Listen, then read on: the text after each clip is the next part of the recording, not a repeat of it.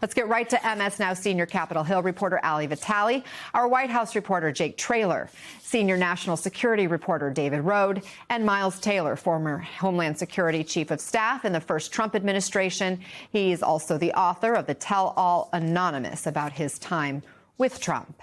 Ali, some Democrats say the last time they were briefed on Venezuela, Secretary Rubio lied to their face. What's their reaction so far today? You know, Anna, I think that that's actually a really important piece of this that hasn't necessarily gotten enough attention. The idea that Democrats have been very clear, including on this network in interviews with me, that they feel lied to by the administration. And these are not just typical members who are hyperbolic or willing to make a big thing out of a small thing. These are members like Senator Tim Kaine and Congressman Adam Smith, both of whom have had high-ranking positions in foreign policy-related committees for years.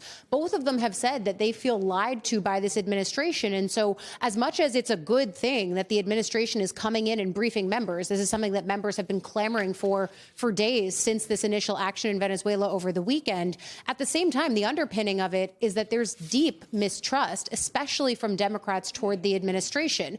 I think more broadly, if you zoom out, the questions that members had going in, and we're starting to see them trickle out, so we'll see what questions actually got answered, were largely about what is the plan next, not just in terms of oil that the president has centered as part of this conversation, but also in terms of are there other military actions in other countries that this administration is going to try to push toward. There are questions about Cuba. There are questions about Panama, Colombia, and that's just keeping it within this hemisphere because you, Anna, led off this segment talking about the threats of coercion, both military and from a deal-making perspective when it comes to Greenland. So a lot of different questions about what the American foreign policy doctrine actually is and entails right now on a more global scale, but then certainly when it comes to the immediate term in Venezuela.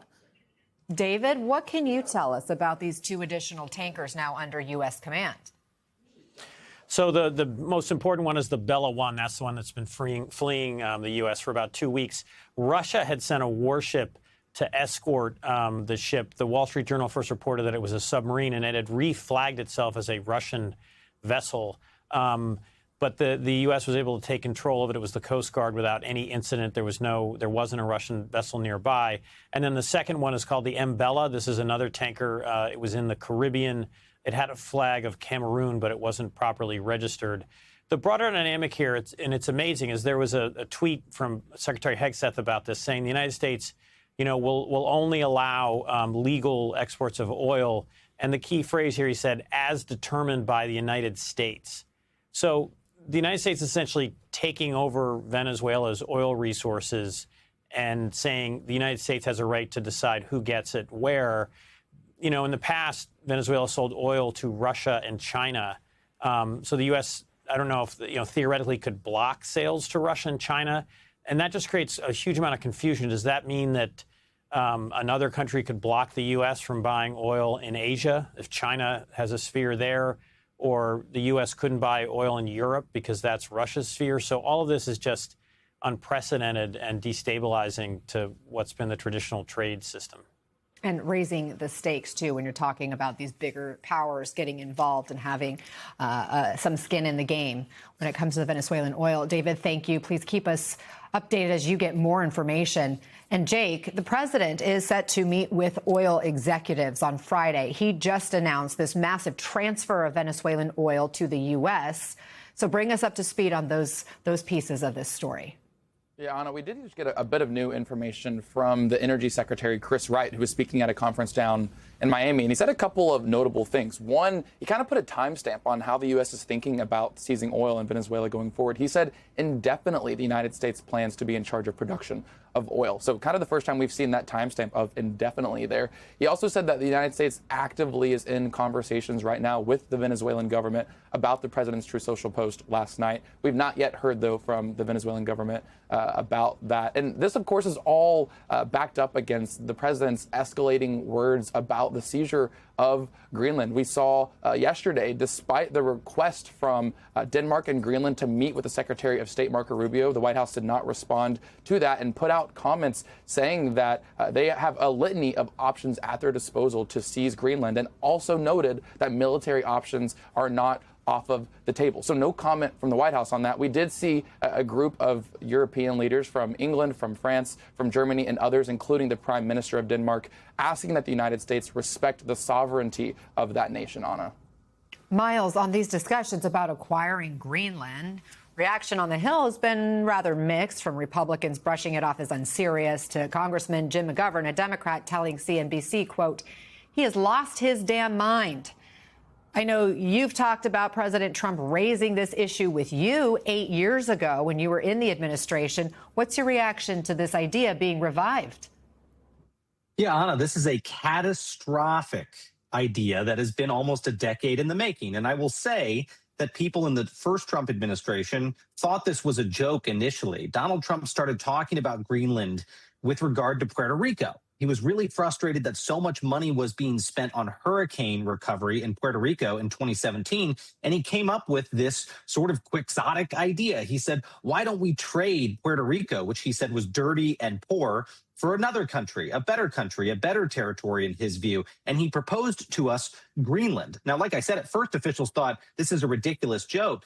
My worry, Anna, was that when the president continued to bring it up in 2018 and in later years, that this wasn't a joke, that he was hell-bent on taking over Greenland. Why was that significant? Well, because Greenland is a territory of a U.S. ally, of a NATO ally, and going and taking over Greenland would be a total affront to NATO, and technically, if it was invaded, would invoke Article 5 of NATO, meaning that all other NATO countries would need to turn against the United States if this happened.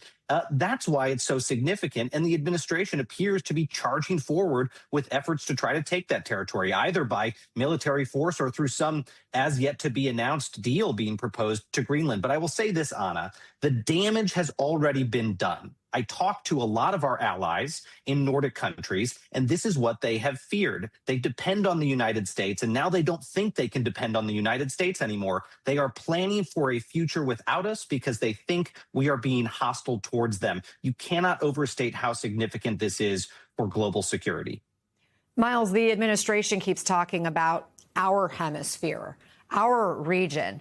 But it's an approach Russia apparently suggested to Trump years ago, according to Fiona Hill in her 2019 congressional testimony, when Russia hinted at swapping control in Venezuela for Ukraine. What do you make of that connection?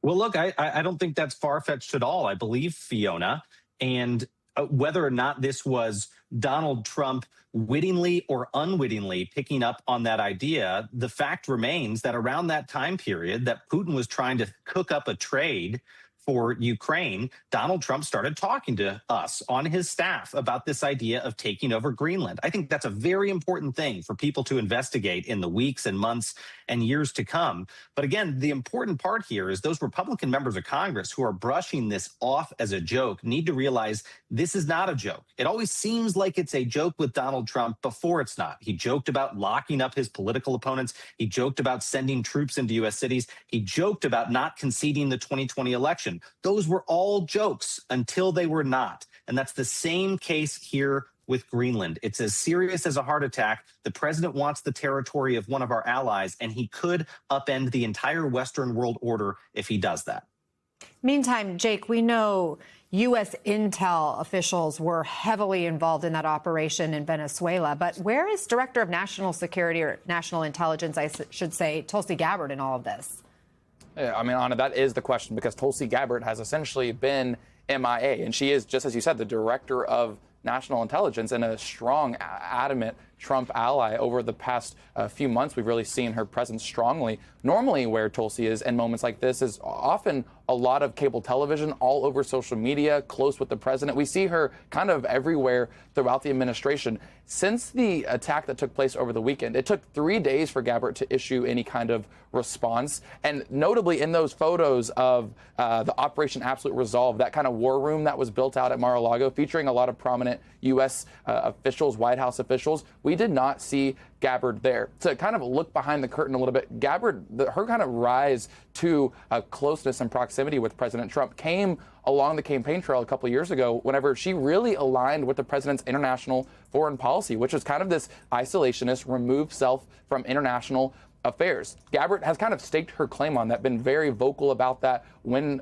supporting the president, when serving in his administration. She hasn't necessarily shifted. The president has largely shifted his foreign policy whenever it comes to his approach to these international affairs, and it's kind of left Gabbard by the wayside a bit, obviously calling into question what her role is going to look like going forward in this administration.